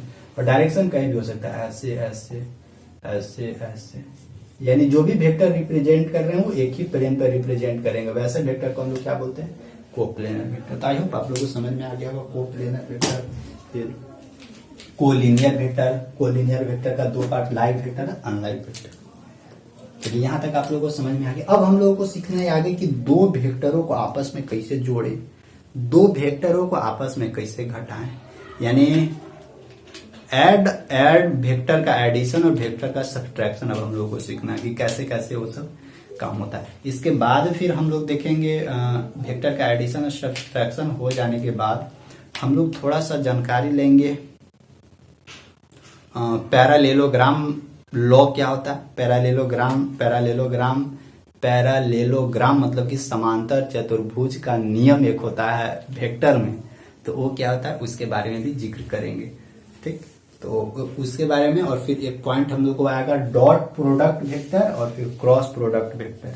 वो क्या होता है dot product vector, cross product vector, उसके बारे में भी थोड़ा सा चर्चा कर लेंगे हम लोग, क्योंकि हम लोग का सिलेबस में पढ़ना है तो सिलेबस में पढ़ना है। तो एक एक पॉइंट देखिए, सिलेबस में मेरा एक खासियत रहती है कि सिलेबस का एक एक पॉइंट आप लोग को हम खोद के निकाल कर बता देंगे। भले आप लोग पढ़िए या नहीं पढ़िए, मेरा काम रहता है ना कि हम आप लोगों को बताएं अच्छे से, क्योंकि हम अपना 100% एफर्ट आप लोगों को देते हैं, और आप लोग अगर अपना 100% एफर्ट नहीं दीजिएगा तो फिर मजा नहीं आएगा।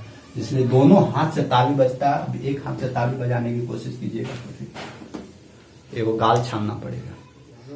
अब देखते हैं एडिशन ऑफ ए वेक्टर की दो या दो से अधिक, मतलब दो वेक्टर रहेगा तो उसको हम लोग कैसे ऐड कर सकते हैं, उसका कैसे रिजल्टेंट निकाल सकते हैं। तो ध्यान रखना है आप लोगों कि अगर दो वेक्टर रहेगा तो दोनों वेक्टर को ऐड हम लोग दो तरीका से कर सकते हैं। ठीक, एक ट्रायंगल्स लॉ के नियम के अनुसार और एक पैरालेलोग्राम लॉ के नियम के अनुसार। ठीक, तो पैरालेलोग्राम लॉ ऑफ एडिशन और फिर ट्रायंगल्स लॉ ऑफ एडिशन। तो देखिए दोनों का एक करके देखते हैं। सबसे पहला ट्रायंगल लॉ देखिए क्या बोलता है। अगर हम लोगों को दिया हुआ रहेगा दो वेक्टर, एक ये वेक्टर है और एक वेक्टर और दिया हुआ रहेगा, मान लेते हैं ये ऐसे दो वेक्टर है, और अगर इस दोनों वेक्टर का अगर हम लोग को रिजल्टेंट वेक्टर निकालना है तो दोनों वेक्टर का रिजल्टेंट, ध्यान रखिए इसको हम लोग क्या बोलते हैं, इसको बोलते हैं टेल और इसको बोलते हैं हेड। ठीक, और इसको हम लोग क्या बोलते हैं, टेल, और इसको हम लोग बोलते हैं हेड। तो देखिए जो फर्स्ट वेक्टर, उस फर्स्ट वेक्टर का हेड और सेकेंड वेक्टर का जो टेल है, उस दोनों को आपस में हम लोग ऐड करते हैं। तो फाइनली हम लोग को क्या मिलेगा, इस तरह से ए वेक्टर मिलेगा यहाँ पे, और ये बी वेक्टर यहाँ से स्टार्ट होगा ऐसे कहीं, बी वेक्टर ये हो जाएगा, और इस दोनों वेक्टर का जो ये वाला वेक्टर निकलेगा ना, ये हम लोग को क्या दिखाएगा, रिजल्टेंट वेक्टर। यानी रिजल्टेंट वेक्टर बराबर क्या हो जाता है, A vector plus B vector. I hope आप लोगों को यही है हम लोग का ट्रायंगल्स लॉ। ध्यान रखिएगा, ये इधर से गया, ये इधर से गया, ये इधर से गया, ये इधर से गया, और ये एने आके, और ये ध्यान रखिएगा इसका डायरेक्शन इधर की ओर है, इधर की ओर, ऐसे ऐसे, फिर ये ऐसे। अगर मान लेते हैं कि ये भी डायरेक्शन इधर की ओर ही आ जाना, ऐसे ऐसे और ये ऐसे, तो सबका अगर जोड़ेंगे ना तो फाइनली हम लोगों को जीरो मिलेगा, यानी ये एक सर्कल टाइप का ऐसे बनने लगेगा। लेकिन ये ट्रायंगल्स लॉ नहीं बोलता है। ट्रायंगल्स लॉ यही बोलता है कि एक वेक्टर का हेड दूसरा वेक्टर के टेल से कनेक्ट कीजिएगा कुछ इंक्लाइंड करके, तो जो हम लोग को फाइनली एक नया वेक्टर मिलेगा, ये वही हम लोग को कहलाएगा रिजल्टेंट वेक्टर। यही है triangles law of addition of vector.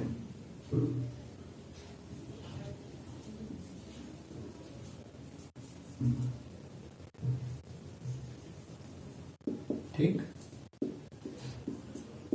अब देखिए, अब हम लोग देखते हैं पैरालेलोग्राम लॉ ऑफ एडिशन क्या होता है। पैरालेलोग्राम लॉ ऑफ एडिशन,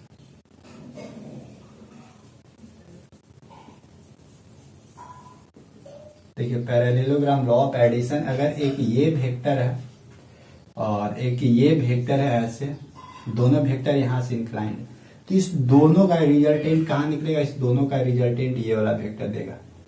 ये अगर ए वेक्टर ये है और बी वेक्टर ये है, और अगर ए वेक्टर और बी वेक्टर के बीच में कुछ एंगल बन रहा है, मान लेते हैं थीटा एंगल बन रहा है। थीटा क्या है, angle between vector A and vector B. दोनों थीटा एंगल बैठक बना के आगे बढ़ रहा है, तो इस दोनों वेक्टर का रिजल्टेंट क्या हो जाता है, ये देखिए यहाँ पे एक हम लोग का पैरालेलोग्राम बनता है। ठीक, ये हम लोग का एक यहाँ पे ध्यान रखिएगा, ऐसे पैरालेलोग्राम बनेगा। तो इस जो पैरालेलोग्राम का जो डायगोनल होता है ना, ये डायगोनल यही कहलाता है हम लोग का रिजल्टेंट इस दोनों वेक्टर का। अगर यहाँ पे ऐसे इसको हम लोग प्रोजेक्ट करें तो ये ऐसे बढ़ेगा, यानी ए वेक्टर यहाँ से लेके यहाँ तक है और इधर फिर अलग है। ये देखिए ये थीटा है, तो ये वाला एंगल भी हम लोग को थीटा बनता है, क्योंकि ये पैरालेल और ये लाइन अगर इंटरसेक्ट करेगा तो ये एंगल बराबर ये एंगल कोरेस्पॉन्डिंग एंगल संगत कोण के बराबर हो जाएगा। तो ध्यान रखिएगा ये एंगल थीटा। तो ये रिजल्टेंट वेक्टर कैसे निकलता है, तो हम यहाँ पे प्रूफ करने वाले नहीं है, क्योंकि प्रूफ आप लोगों को पढ़ना नहीं है। प्रूफ हम लोग नेक्स्ट सेमेस्टर में फिर जाएंगे ना, तो नेक्स्ट सेमेस्टर में जब मैकेनिक्स पढ़ेंगे ना, तो मैकेनिक्स में हम लोग इसका प्रूफ देखेंगे। लेकिन अभी आप लोग यहाँ इतना जानिए कि ये रिजल्टेंट वेक्टर किसके बराबर होता है। रिजल्टेंट वेक्टर होता है ए वेक्टर, ये जो ए वेक्टर है, ए वेक्टर के स्क्वायर प्लस एन जो बी वेक्टर है, बी वेक्टर के मैग्नीट्यूड के square plus 2a vector B vector cos theta के बराबर होता है, इसका अंडर रूट के बराबर होता है। यही होता है हम लोग का फाइनल रिजल्टेंट इस दोनों वेक्टर का। ठीक, आई होप यहाँ तक समझ में आ गया होगा कि अगर रिजल्टेंट वेक्टर हम लोगों को निकालना है तो ये जो वेक्टर है उस वेक्टर का स्क्वायर प्लस ये जो वेक्टर है उस वेक्टर का square plus 2ab cos theta. अगर नहीं देखिए यहाँ पे अगर ये मोड नहीं भी दीजिएगा ना तो चलेगा, कोई दिक्कत नहीं है, आराम से बिना मोड के रखिए। 2a vector b vector cos theta, a vector b vector cos theta. ठीक,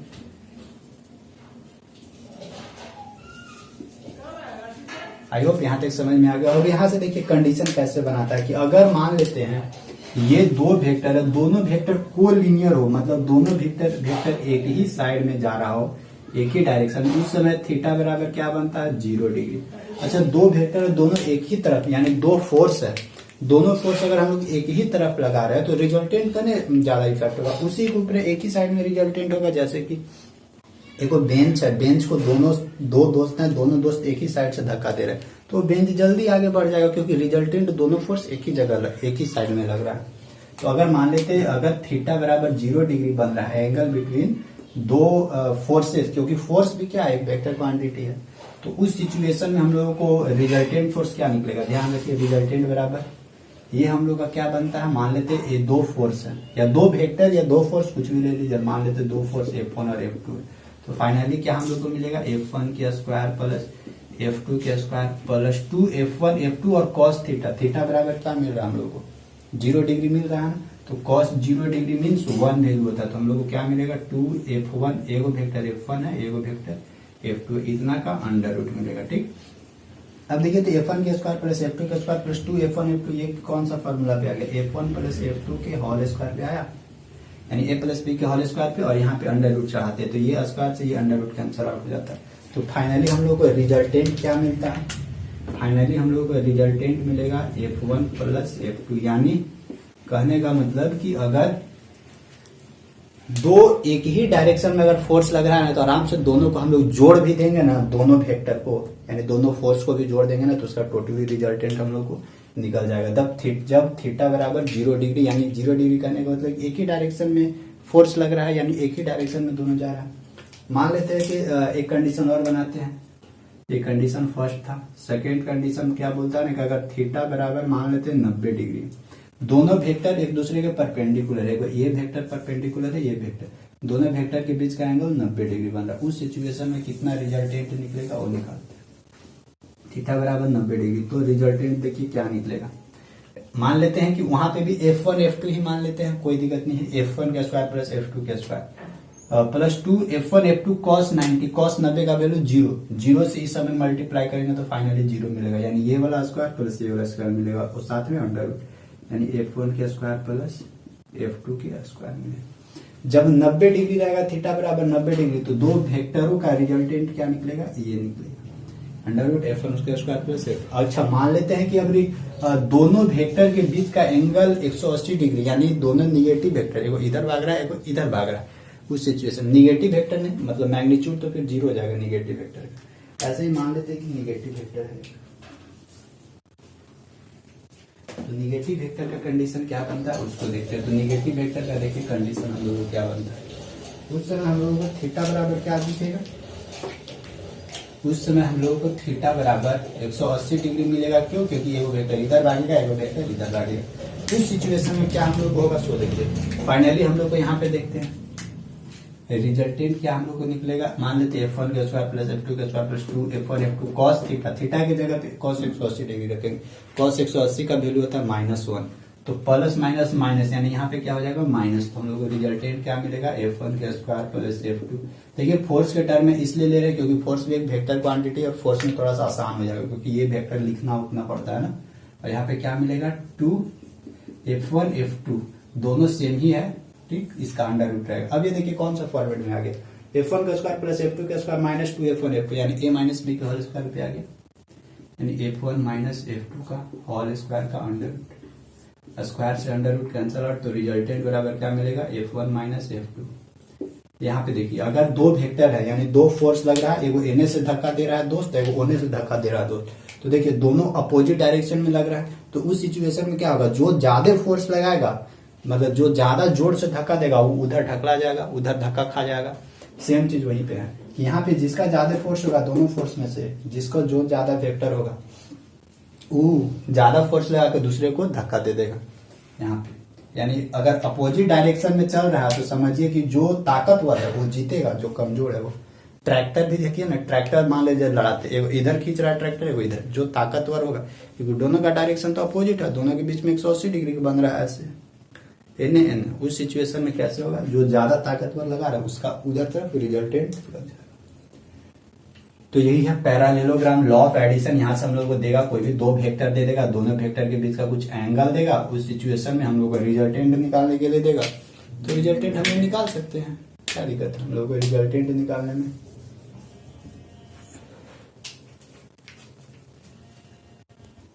तो आई होप आप लोग एडिशन ऑफ वेक्टर समझ चुके होंगे। देखिए इसी तरह से आप लोगों को वेक्टर को ऐड करने के लिए देगा, और इसके अलावा और आप लोगों को कुछ नहीं मिलेगा इसमें, ठीक। तो एडिशन ऑफ वेक्टर हो गया। अब इसके बाद देखिए हम लोगों का ना एक चीज और पॉइंट है हम लोगों का, एडिशन ऑफ वेक्टर हो गया, दो तरह से हम लोग ऐड कर सकते हैं। अच्छा, एक सब्ट्रैक्शन ऑफ वेक्टर भी था, वेक्टर को सब्ट्रैक्ट कैसे करना, वो भी आसान है, बस खाली अपोजिट डायरेक्शन में करके और फिर माइनस कर दीजिएगा ना तो हो जाएगा। जैसे देखिए अभी हम बताते हैं उसको, मान लेते हैं सब्ट्रैक्शन ऑफ वेक्टर का, वेक्टर को कैसे अगर सब्ट्रैक्ट करना हो तो कैसे सब्ट्रैक्ट करेंगे उसको देखिए। जैसे देखिए ये एक वेक्टर है, मान लेते हैं ये एक वेक्टर है, ठीक, यहां से एक ये वेक्टर जा रही है, यहाँ पे ये एक ए वेक्टर, ऐसे वेक्टर जा रही है, और मान लेते हैं कि ये एक ऐसे क्या है, रिजल्टेंट वेक्टर है, ठीक ना। नहीं, इसको ना ऊपर नहीं ले जाते हैं, इसको क्या करते हैं, वो ये वेक्टर है, इस वेक्टर को हम लोग ऊपर ले जाते थे, अब इस वेक्टर को नीचे ले जाएंगे। तो ध्यान रखिएगा ये पी वेक्टर है और ये क्यू वेक्टर है। देखिए क्यू वेक्टर का डायरेक्शन इधर है, लेकिन हम लोग डायरेक्शन कहाँ इस पे डिनोट करेंगे, ऐसे डिनोट करेंगे, ठीक। Q vector just opposite direction, तो इस दोनों का रिजल्टेंट कहाँ आएगा, ये वाला रिजल्टेंट आएगा, और ये रिजल्टेंट किसके बराबर होगा, देखिए ये रिजल्टेंट होगा ये पी वेक्टर,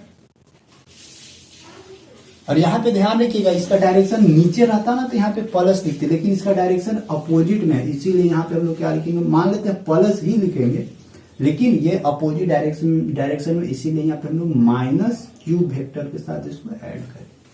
यही है सब्ट्रैक्शन ऑफ वेक्टर। बस अगर इसको हम लोग ऊपर ले जाते तो फिर देखिए डायरेक्शन ऊपर का है, मतलब प्लस में जाता, वेक्टर एन है, तो ये वेक्टर ऐसे है और इसका डायरेक्शन हम लोग इधर की ओर लिए ए वेक्टर का, तो फिर यहाँ पे माइनस जो निगेटिव वेक्टर था ना वो वाला, तो इस तरह का अगर मिलेगा तो सब्ट्रैक्शन वेक्टर इसी को बोलते हैं। इसी तरह से हम लोग सब्ट्रैक्ट कर सकते हैं।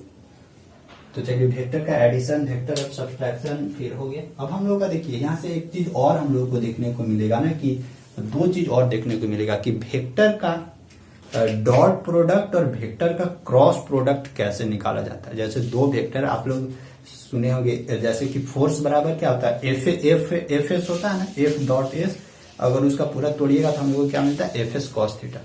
तो यहाँ से एक दो पॉइंट और हम लोगों को यहाँ पे जिक्र करना है, एक कि डॉट प्रोडक्ट ऑफ वेक्टर क्या होता है और एक क्रॉस प्रोडक्ट ऑफ वेक्टर क्या होता है, वो बहुत इंपॉर्टेंट है। डॉट प्रोडक्ट और क्रॉस प्रोडक्ट, उसको बहुत अच्छा से बहुत बारीकी से आप लोगों को समझना होगा। देखिए हम लोग स्केलर प्रोडक्ट को ही हम लोग बोलते हैं डॉट प्रोडक्ट। ये स्केलर प्रोडक्ट और dot product of a vector कैसे हम लोग को निकाला जाता है वो देखते हैं। Dot product of a vector ये कैसे कैलकुलेट होता है सो देखते हैं। जैसे देखिए हम लोगों को ना दो वेक्टर दिया हुआ रहेगा, मान लेते हैं ए वेक्टर और एक और कोई वेक्टर दिया हुआ रहेगा बी वेक्टर। उस दोनों ध्यान रखिए, ए वेक्टर हम लोग का दिया हुआ है और एक बी वेक्टर। अगर इस दोनों का डॉट प्रोडक्ट मतलब कि डॉट ऐसे कहीं दिखे ए वेक्टर डॉट बी वेक्टर, तो हम लोग को क्या पढ़ना है, A vector dot B vector ऐसे पढ़ना। ए वेक्टर डॉट बी वेक्टर कहीं पे भी दिखे हम लोग को तो उसको हम लोग कैसे तोड़ेंगे इसको देखिए। इसको हम लोग का तोड़ने का तरीका क्या, ए वेक्टर का मैग्नीट्यूड इंटू बी वेक्टर का मैग्नीट्यूड इंटू क्या लिखाएगा, कॉस थीटा। ध्यान रखिएगा ये है डॉट प्रोडक्ट का बेसिक कॉन्सेप्ट। ए वेक्टर डॉट बी वेक्टर बराबर ए वेक्टर का मैग्नीट्यूड डॉट बी वेक्टर का magnitude dot cos theta. Cos theta क्या, इस दोनों बीच का, इस दोनों वेक्टर के बीच का एंगल है theta. Theta is equal to angle between two vectors. Where कहा क्या क्या है, ये हम लोग का क्या है, मैग्नीट्यूड है, ये भी मैग्नीट्यूड है। वेयर जहां पे थीटा बराबर क्या है, एंगल बिटवीन टू वेक्टर। दो वेक्टर के बीच का एंगल है। ठीक, तो यहाँ पे तो समझ में आ गया। अब यहाँ से देखिए आप लोग, ये सॉल्यूशन हम लोग कैसे करेंगे वो तो बात की बात है, लेकिन सबसे पहले हम कुछ यहाँ पे प्रॉपर्टी इसका निकालते हैं, प्रॉपर्टी निकालते हैं और इससे फिर क्वेश्चन एक दो को प्रैक्टिस करते हैं। ध्यान रखिए, यहाँ पे हम लोग अभी पहले प्रॉपर्टी देते हैं। क्या है प्रॉपर्टी कि अगर दो वेक्टर है, दोनों का डॉट प्रोडक्ट, अगर दोनों वेक्टर एक दूसरे का परपेंडिकुलर हो जाए, उस सिचुएशन में क्या हम लोगों को A vector dot B vector मिलेगा, वो देखते हैं। कंडीशन फर्स्ट कि if A vector and B vector is perpendicular, यानी थीटा बराबर हम लोग को क्या मिलेगा, 90 डिग्री। उस सिचुएशन में देखते हैं जब दोनों वेक्टर एक दूसरे के परपेंडिकुलर यानी थीटा बराबर 90 डिग्री होगा, उस सिचुएशन में देखते हैं कि a vector dot B vector हम लोग को क्या मिलता है। ए वेक्टर का मैग्नीट्यूड, बी वेक्टर का magnitude into cos theta, theta की जगह 90 डिग्री। देखिए कॉस 90 मीन्स 0, तो कॉस 90 मीन 0, तो ये फाइनली हम लोग को क्या मिलेगा, 0, यानी ए वेक्टर डॉट बी वेक्टर बराबर फाइनल मिलेगा 0। यहां से आप लोग एक चीज याद रखिए, कि अगर ए वेक्टर डॉट बी वेक्टर बराबर 0 हम लोगों को कहीं पे मिल रहा है, तो हम लोगों को समझ लेना है ये जो दोनों वेक्टर वो दोनों एक दूसरे के वेक्टर क्या है, ऐसे एक दूसरे के ऊपर परपेंडिकुलर है, ये भी समझना। और ये भी समझना है कि अगर दोनों एक दूसरे के परपेंडिकुलर है तो उस दोनों का डॉट प्रोडक्ट 0 के इक्वल होगा, यानी दोनों का कोरोलरी उल्टा, यानी यहां से यहां पे भी और यहां से यहां पे भी। यहां से प्रूफ करने के लिए दे देता है ना कि चेक करके बताइए, दो वेक्टर दे देगा, दोनों वेक्टर को बोलेगा आप चेक करके बताइए क्या ये दोनों वेक्टर एक दूसरे के परपेंडिकुलर है या नहीं है। तो उस सिचुएशन में ध्यान रखना कि दोनों का डॉट प्रोडक्ट निकाल के देखिए, अगर डॉट प्रोडक्ट निकालने के बाद 0 के इक्वल आ गया तो समझ आना है कि वो वेक्टर एक दूसरे के परपेंडिकुलर है। ठीक, कंडीशन 1 था। अब आते हैं कंडीशन 2 में। देखिए कंडीशन 2 हम लोग को क्या बोलता है, अगर मान लेते हैं थीटा बराबर 0 डिग्री है, थीटा बराबर 0 डिग्री का आने का मतलब कि दोनों वेक्टर एक ही डायरेक्शन में जा रहा है। अगर दोनों वेक्टर एक ही डायरेक्शन में जा रहा है, उस समय उस सिचुएशन में थीटा 0 बनता है। तो उस समय देखते हैं कि दोनों का डॉट प्रोडक्ट इसके इक्वल होता है। तो देखते हैं a vector dot B vector बराबर क्या हम लोग का मिलता है, ए वेक्टर का प्रोडक्ट बी वेक्टर का product into cos theta, theta बराबर 0 डिग्री रखते हैं यहाँ पे डायरेक्ट, क्योंकि यहाँ पे तो मेन लिखा होगा कॉस 0 डिग्री डालते हैं, तो cos 0 degree means 1, cos 0 degree means 1। तो हम लोग को क्या फाइनली मिलेगा, ए वेक्टर डॉट बी वेक्टर बराबर ए वेक्टर का मैग्नीट्यूड डॉट बी वेक्टर का मैग्नीट्यूड, बस यही मिलेगा। यानी उस सिचुएशन में आप लोगों को समझना है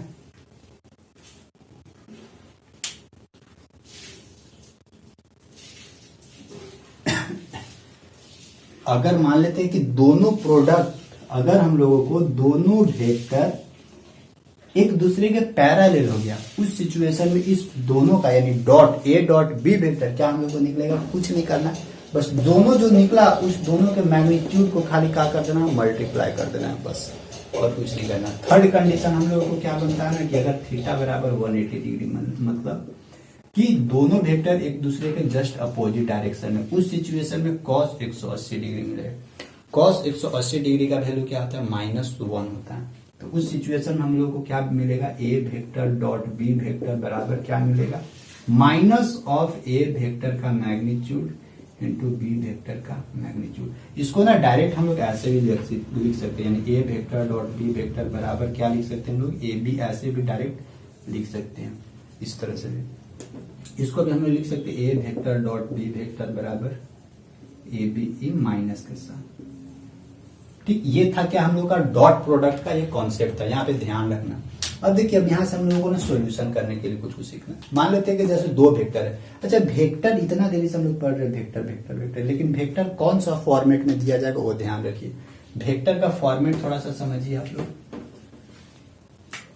देखिए वेक्टर का फॉर्मेट ये रहता है, ये एक्स डायरेक्शन रहेगा, ये वाई डायरेक्शन रहेगा, ये जेड डायरेक्शन रहेगा।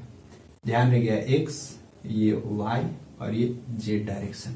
ठीक, यहाँ पे ओरिजिन है, यहाँ पे ओरिजिन है। ध्यान रखिए एक्स डायरेक्शन में अगर कोई भी वेक्टर मेजरमेंट हो रहा है तो उसका अगर यूनिट वेक्टर लिया जाना है तो इसको हम लोग बोलते हैं आई कैप। एक्स वेक्टर में जितना भी डायरेक्शन, एक्स डायरेक्शन में जितना भी वेक्टर को लिया जाएगा वो आई कैप के नाम से जाना जाएगा, यानी आई कैप के पीछे आप जितना भी मैग्नीट्यूड लगा दीजिए उससे कोई फर्क नहीं पड़ेगा।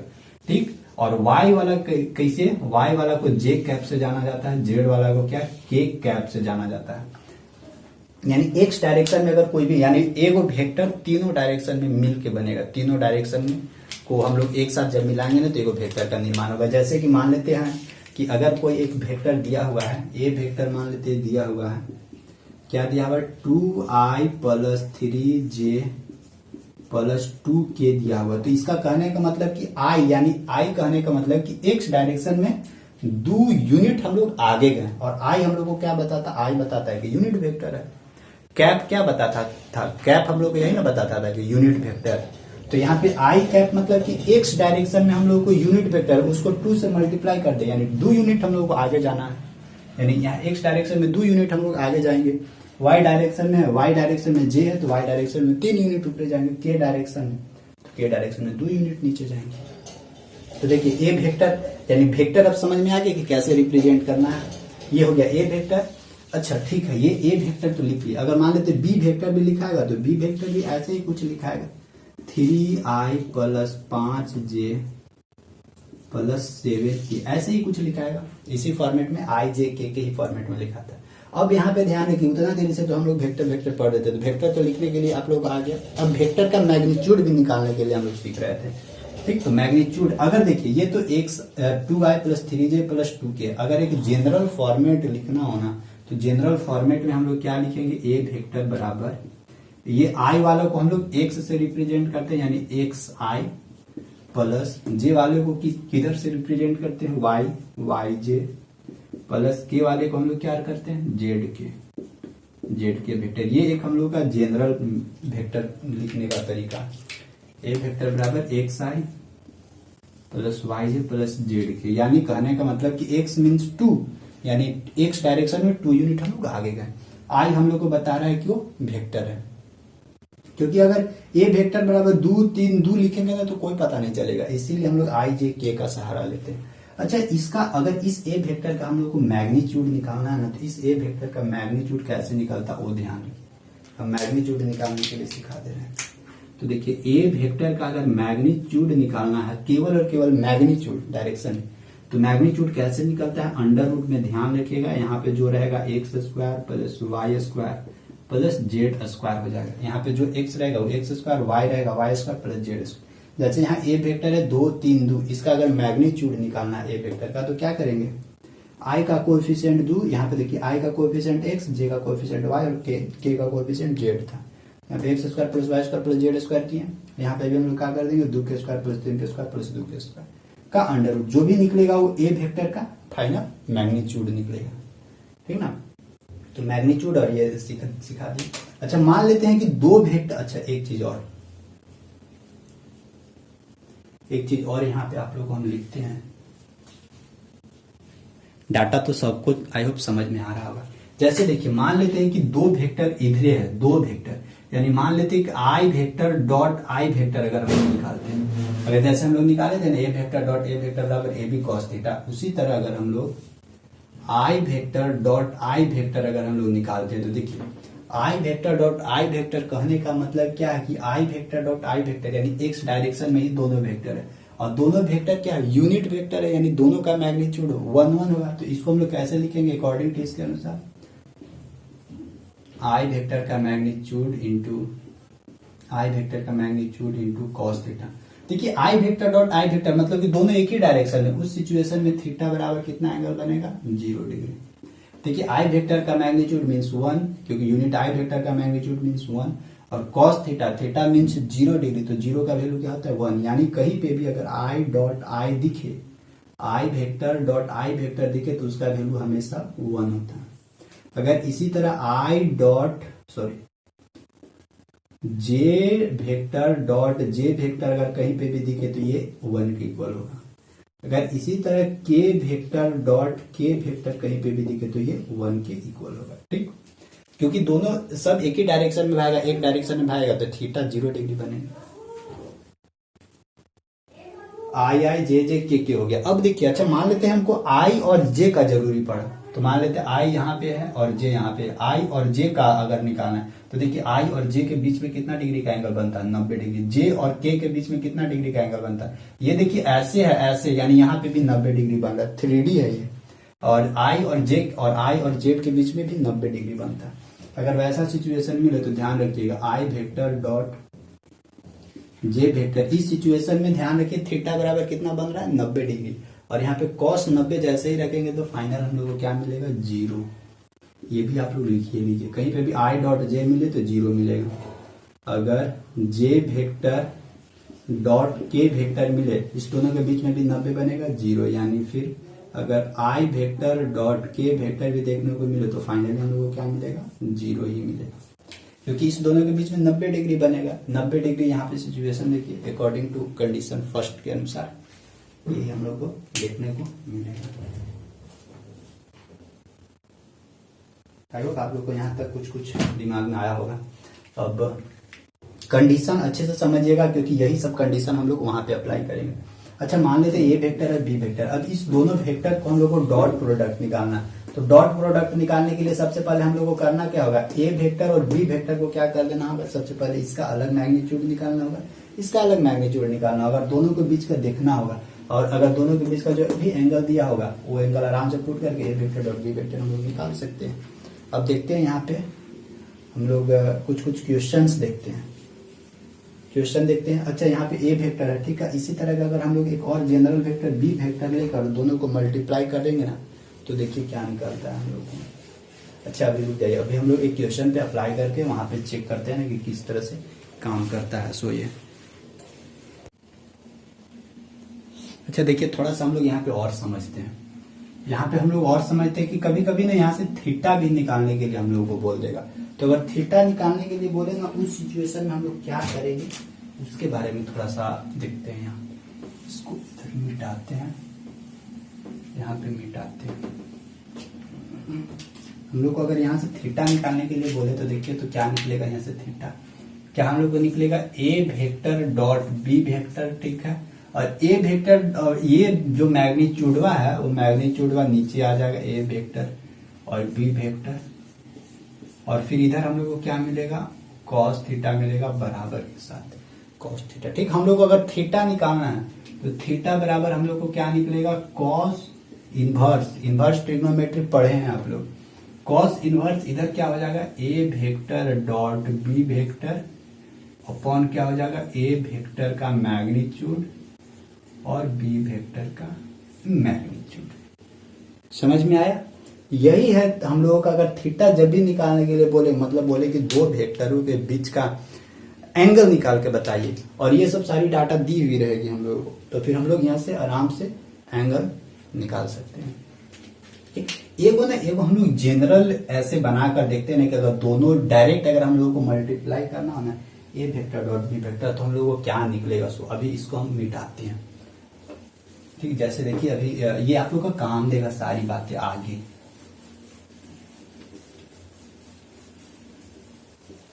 जैसे देखिए आप लोग कि अगर हम लोगों को कुछ ए वेक्टर बराबर दिया हुआ है x1 i plus y1 j plus z1 के वेक्टर,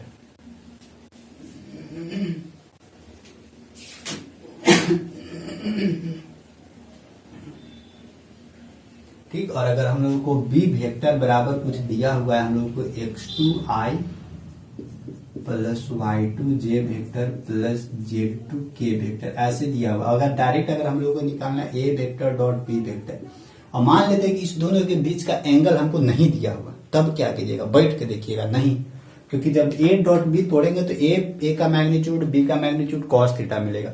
मैग्नीट्यूड तो यहाँ से निकाल देंगे, लेकिन थीटा है ही नहीं, तो कैसे निकालेंगे उस समय। तो ऐसे सिचुएशन में क्या करना, आराम से दोनों को लिखिए, X I plus y1 j plus z1 k vector, ठीक। ये हो जाएगा, बीच में डॉट रहेगा, यहाँ से क्या हो जाएगा, x2i plus y2 j plus z2 k vector हो जाएगा। और आराम से करना कुछ नहीं है, इसको ना एक अलग वेक्टर के फॉर्म में हम लोग चेंज कर देंगे। करना कुछ नहीं है, क्या हम लोगों को करना है ना, कैसे इस दोनों का मैग्नीट्यूड निकलेगा ना, स्टार्टिंग वाला को इसके साथ मल्टीप्लाई कर देना है, इसको इसके साथ मल्टीप्लाई कर देना और इसको इसके साथ मल्टीप्लाई कर देना, बस। इसके अलावा और कुछ नहीं करना है। जैसे देखिए इसको इसके साथ मल्टीप्लाई करते हैं तो क्या मिलेगा, हम लोगों को मिलेगा यहाँ पे x1 है ना, यानी x1 i वेक्टर, हम लोगों को क्या मिलेगा यहाँ पे x2 i vector, x2 i vector. ठीक, देखिए x1 i वेक्टर डॉट है, डॉट प्रोडक्ट है, dot product x2 i vector. अब फिर यहाँ पे बीच में प्लस है, इस y1 के साथ इसको काम करते हैं, y1 j vector dot y2 j vector. इस z1 को इस z2 के साथ मल्टीप्लाई करते हैं, z1 k वेक्टर डॉट है बीच में, z2 k वेक्टर। ठीक, अब देखिए अब करना क्या, x1 x2 के एक जगह रखिए, x1 x2 के एक जगह रखिए, और ये देखिए i vector dot i vector, दोनों अभी जस्ट बच पड़े हैं हम लोग। i vector dot i vector बराबर क्या होता है, दोनों एक ही डायरेक्शन में, दोनों का यूनिट 1 है। उस सिचुएशन में दोनों का वैल्यू क्या बताया था, अभी 1 बताए थे। तो फाइनली हम लोग को क्या मिलेगा, डायरेक्ट यहीं पे लिख देते हैं, x1 x2 प्लस हम लोग को क्या मिलेगा यहाँ पे डायरेक्ट y1 y2 मिलेगा, प्लस यहाँ से डायरेक्ट क्या निकलेगा z1 और z2 निकलेगा। यही हम लोग को फाइनल मिल जाएगा a vector dot b vector. अगर मान लेते हैं दोनों के बीच में, दोनों वेक्टर के बीच में अगर एंगल नहीं न दिया हुआ है तो यहाँ से हम लोग डायरेक्ट इस फॉर्मेट में लिख सकते हैं कि इस i का जो कोएफिशिएंट है और इस i का जो कोएफिशिएंट है, x1 x2 को आराम से मल्टीप्लाई कर देंगे तो हम लोग को इस a vector dot b vector का मैग्नीट्यूड निकल जाएगा यहाँ से। क्योंकि देखिए अब यहाँ पे i j के खत्म हो गया, यानी डायरेक्शन खत्म हो गया। और हमेशा ध्यान रखिएगा कि डॉट प्रोडक्ट या फिर स्केलर प्रोडक्ट से हमेशा, यानी दो वेक्टर का अगर डॉट प्रोडक्ट या स्केलर प्रोडक्ट निकालेंगे तो उससे हमेशा और हमेशा मैग्नीट्यूड ही मिलता है, यहाँ से डायरेक्शन देखने को नहीं मिलेगा। तो a vector dot b vector बराबर क्या, x1 x2 plus y1 y2 plus z1 z2। जैसे कि अगर जैसे देखें एग्जाम्पल में बताते, a वेक्टर बराबर अगर हम लोग को दिया हुआ है 5i plus 6j plus 7k, b vector बराबर दिया हुआ है 2i minus 3j plus 2k दिया हुआ। और हम लोग को एंगल नहीं दिया हुआ तो a vector dot b vector निकालना, तो क्या करेंगे, बैठ के देखेंगे नहीं, आराम से क्या करना, i का कोएफिशिएंट के साथ आराम से मल्टीप्लाई करो। यहाँ पे देखो x1 x2 देखिए 5 दूनी यहाँ पे 10 हो जाएगा, यहाँ पे देखना है प्लस प्लस, यहाँ पे भी वही है प्लस है, ठीक है। यहाँ पे भी कोएफिशिएंट प्लस 6 है, कोएफिशिएंट माइनस 3 है, तो प्लस माइनस माइनस 6 3 18, फिर यहाँ 7 दूनी प्लस 14 और 10 24, 24 माइनस 18 8 14 24, यानी ए वेक्टर डॉट बी वेक्टर का प्रोडक्ट हम लोग को फाइनली रिजल्ट क्या मिलेगा, 6 मिलेगा। यही फाइनल आंसर हो जाएगा, समझे। इसी तरह से हम लोगों को काम करना है पूरा हॉल। ये जो डॉट प्रोडक्ट है ना या स्केलर प्रोडक्ट, उसमें हम लोग को फाइनली सब जगह इसी तरह का काम करना है। एग्जाम्पल में भी क्वेश्चंस आप लोगों को इसी तरह का देखने को मिलेगा और इसके अलावा कुछ देखने को नहीं मिलेगा। कभी पूछेगा एंगल निकाल के बताइए, कभी इस तरह से दे देगा और फिर पूछेगा कि कोई एक अननोन वैल्यू है उसको निकाल के बताइए, कभी दो वेक्टर दे देगा इक्वल वेक्टर, अब बोलेगा कि एक कोई कोएफिशिएंट गायब कर देगा और दोनों करे से इक्वेट करके आराम से वहां से निकाल दीजिएगा। आई होप डॉट प्रोडक्ट अच्छे से समझ में आ गया होगा, डॉट प्रोडक्ट में किसी को कोई परेशानी नहीं हुआ होगा, ठीक ना।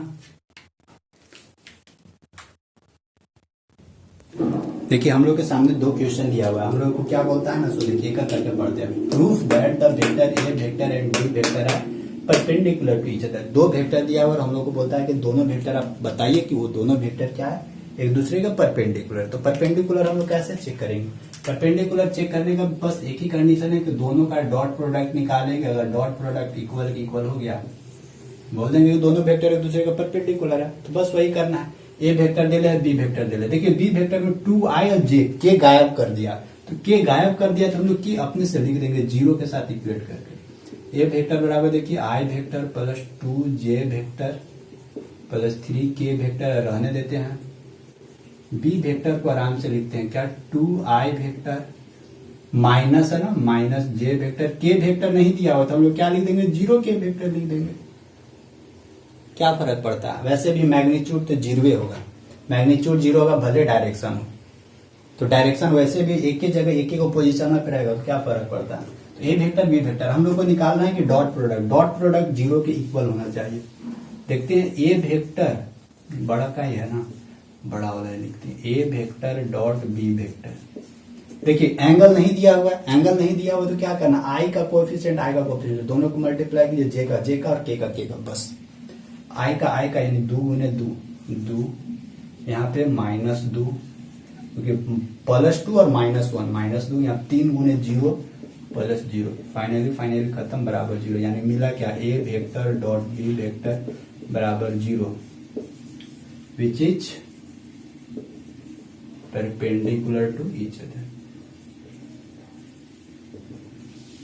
ठीक, परपेंडिकुलर टू ईच अदर, बस हो गया हम लोग को प्रूफ। ठीक, इसी तरह से देखिए हम लोग को बोलता है क्या सेकंड में कि find the angle between the vector A vector and B vector. A vector और बी वेक्टर के बीच का हमको ना अभी एंगल फाइंड आउट करना।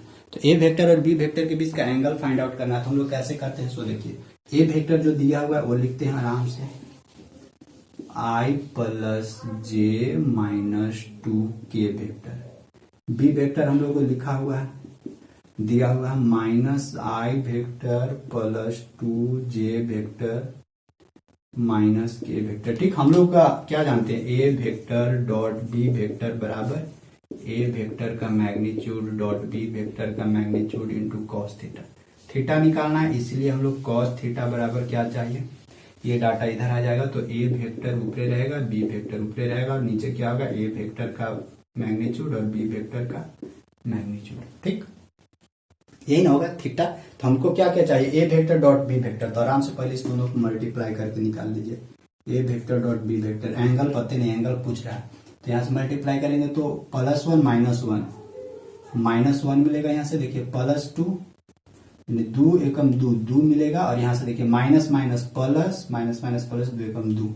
फाइनली क्या मिलता है, सो देखिए 2 4 में से 1 घटाएंगे तो हम लोगों को मिलेगा 3। यानी ए वेक्टर डॉट बी वेक्टर बराबर 3। हमको क्या मिलेगा, अब क्या निकालना होगा, ए का मोड निकालना होगा यानी ए वेक्टर का मैग्नीट्यूड निकालने के लिए भी बताए थे एक्स वाई जेड के फॉर्मेट में रहेगा तो x² + y² + z² का अंडर रूट। यहाँ पे भी आई जे के का फॉर्मेट है तो आई का कोएफिशिएंट 1 यानी 1 का स्क्वायर प्लस जे का कोएफिशिएंट 1 यानी 1 का स्क्वायर, के का कोएफिशिएंट -2 यानी -2 के होल स्क्वायर। फाइनली क्या निकलेगा, 1 + 1 + 2 दूनी 4 4 5 6 यानी √6 निकला ए वेक्टर का मैग्नीट्यूड। बी वेक्टर का मैग्नीट्यूड निकालते हैं। यहाँ पे देखिए 1 का स्क्वायर यानी -1 का स्क्वायर हो जाएगा प्लस फिर से यहाँ पे 2 का स्क्वायर हो जाएगा, यहाँ पे फिर से माइनस प्लस -1 का होल स्क्वायर का अंडर रूट। क्या मिलेगा, यहाँ पे 1 मिलेगा, 2 दूनी 4 मिलेगा और यहाँ पे भी 1 मिलेगा। 4 5 6 यानी √6 यहाँ पे भी मिला। तो देखिए ए वेक्टर बराबर √6, बी वेक्टर बराबर √6 और ए वेक्टर डॉट बी वेक्टर बराबर 3। सारा डाटा यहाँ पे पुट करते हैं। A vector dot B vector बराबर क्या निकला था, 3 निकला। आराम से 3 डालिए यहाँ पे अपॉन ए वेक्टर और बी वेक्टर का मैग्नीट्यूड क्या, √6। देखिए तो √6 गुने √6 तो √6 गुने √6 बराबर 3 बटा नीचे 6 आएगा, 3 कम 3 3 दूने भी 6। तो फाइनली हम लोग को क्या देखने को मिला, cos थीटा बराबर 1/2। यहां से निकालना था थीटा तो ये किसके इक्वल हो जाएगा, cos 60 डिग्री के इक्वल होगा। cos 60 डिग्री बराबर क्या होता है, 1/2 होता है, हाफ होता है। तो यहाँ पे बोथ साइड से cos को रिमूव करेंगे तो फाइनली थीटा बराबर हम लोग को क्या निकलेगा, 60 डिग्री। यानी ये जो वेक्टर दिया हुआ था इस दोनों वेक्टर के बीच का एंगल हम लोग को कितना, 60 डिग्री। यही हम लोग को क्या हो जाएगा आंसर। तो इसी तरह से आप लोग भी फाइंड आउट कर सकते हैं। ठीक ना, अब इसी तरह का क्वेश्चंस भी आप लोगों को देखने को मिलेगा बुक में भी। तो आप लोग का बुक से क्वेश्चन प्रैक्टिस कीजिएगा, आप लोग का बुक में बहुत सारा भरमार होगा। तो आप लोग का जो भी मेन कॉन्सेप्ट हमको बताना था, मेन कॉन्सेप्ट आप लोग को एक्सप्लेन कर दिए। एक बार में नहीं समझ में आता है तो वीडियो 2 बार देखा कीजिए, 3 बार देखा कीजिए, 4 बार देखा कीजिए, समझ में जरूर आएगा। ठीक, बस इस लेक्चर को मतलब इस टॉपिक को यहीं तक रखते हैं।